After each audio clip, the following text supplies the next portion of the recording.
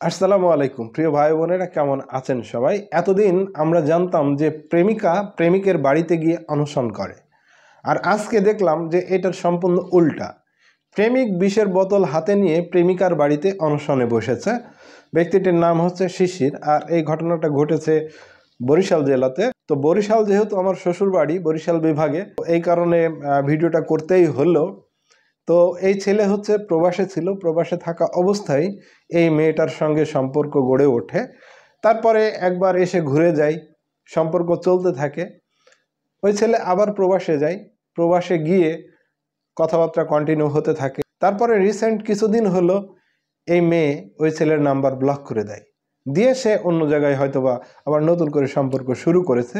তাই তো ছেলে প্রবাস থেকে দেশে ফেরত এসে বিয়ের দাবি করছেন এবং মেয়েটিকে বিয়ে করতে চাচ্ছেন।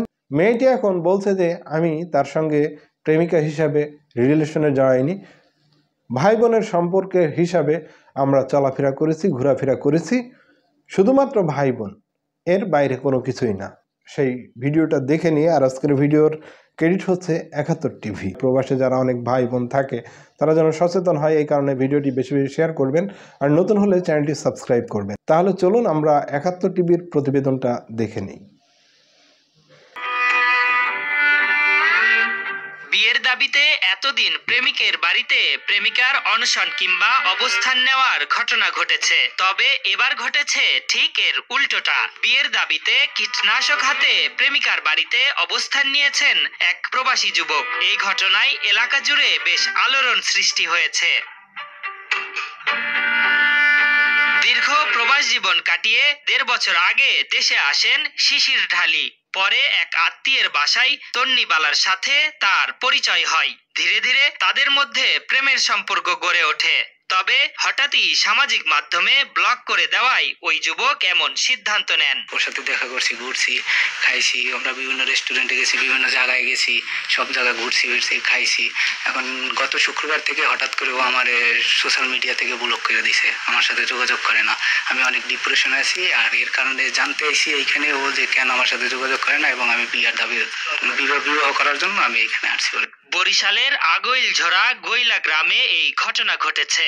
এ ঘটনায় পুরো গ্রাম জুড়ে আলোচনার জন্ম দিয়েছে। বিষয়টি জানতে পেরে উৎসুক জনতা ভিড় করেন ওই মেয়ের বাড়িতে।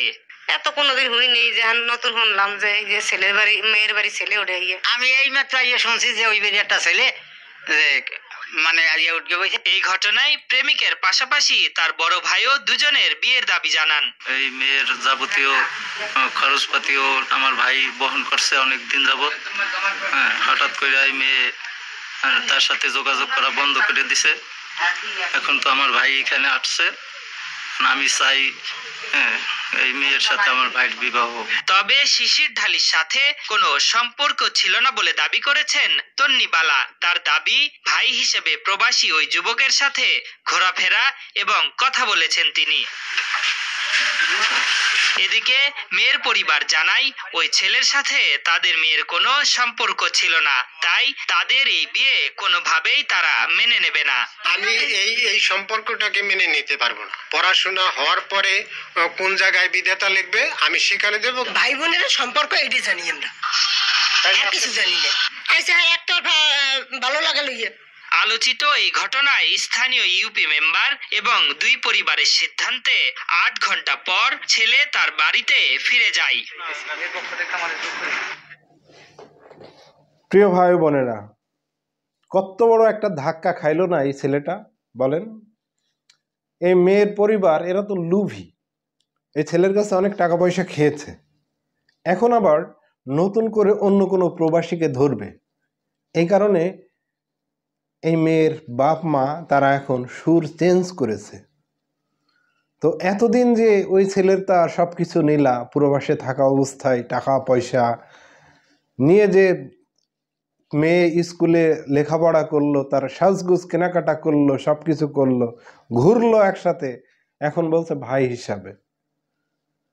যদিও এটা হচ্ছে একজন হিন্দু ফ্যামিলি, এরা দুইটা ফ্যামিলি হচ্ছে হিন্দু ফ্যামিলি, তবু আমাদের বাংলাদেশের নাগরিক। তো এই ভাইটাকে বলবো যে আপনার ভাই কপাল ভালো, এই মেয়ে বিয়ের আগেই যে আপনার কাছ থেকে সরে গিয়েছে, বিয়ের পরে যে আপনার ভাগ্যে কি ছিল সেটা হয়তো তখনই বোঝা যেত, কিন্তু এখন যেটা বুঝতে পারছি যে এরা তো লোভী ফ্যামিলি, আপনার সব কিছু শেষ করে ফেলতো, টাকা পয়সা, তারপরে সংসারে হট্টগোল বাঁধিয়ে ডিভোর্স নিয়ে চলে আসতো। তখন আপনি আরো ডিপ্রেশনে ভুগতেন। সান্ত্বনা নিয়ে ফিরে যান যে আমি একজন প্রতারকের সঙ্গে রিলেশন করছিলাম, যাক অল্পতেই গেছে।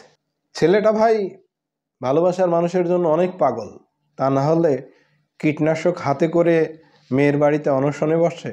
ছেলেটার ভালোবাসা মন থেকেই ছিল, কিন্তু মেয়েটার ভালোবাসা ছিল অভিনয়।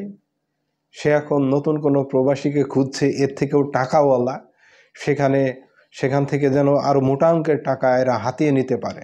আসলে প্রবাসীরা তো প্রবাসে থাকেন, একাকিত্বই থাকেন, এই কারণে মনে হয় যে একটা যদি রিলেশন করতে পারতাম তাহলে সময়টা ভালো কাটতো, কথাবার্তা বলতে পারতাম, সারাদিন পরিশ্রম করে এসে অন্তত 20-40-50 মিনিট 1 ঘন্টা কথা বলতে পারলে মনটা একটু ভালো লাগতো, পরের দিনের কাজের জন্য আবার এনার্জি ফিরে পাইতাম।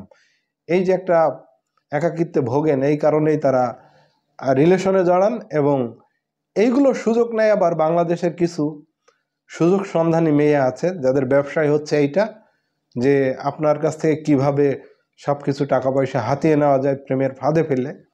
তো এইগুলো অবশ্যই আপনারা যাচাই বাছাই করে তারপরে রিলেশনে যাবেন। তার আগে যদি আপনি রিলেশনে যান তাহলে কিন্তু বড় ধরনের একটা ক্ষতির সম্মুখীন হবেন, এবং অনেক সময় তো এই বিষয়গুলো অনেকেই মেনেই নিতে পারে না, তাই তো তারা জীবন পর্যন্ত দিয়ে দেয়। তো ভিডিওটি শেষ করলাম, যাবার আগে ছোট্ট একটা রিকোয়েস্ট, আপনি যদি নতুন দর্শক হয়ে থাকেন প্লিজ চ্যানেলটি সাবস্ক্রাইব করবেন আর ভিডিওটি শেয়ার করে অন্যকে সচেতন হওয়ার সুযোগ করে দিবেন, ভিডিওতে একটি লাইক দিবেন।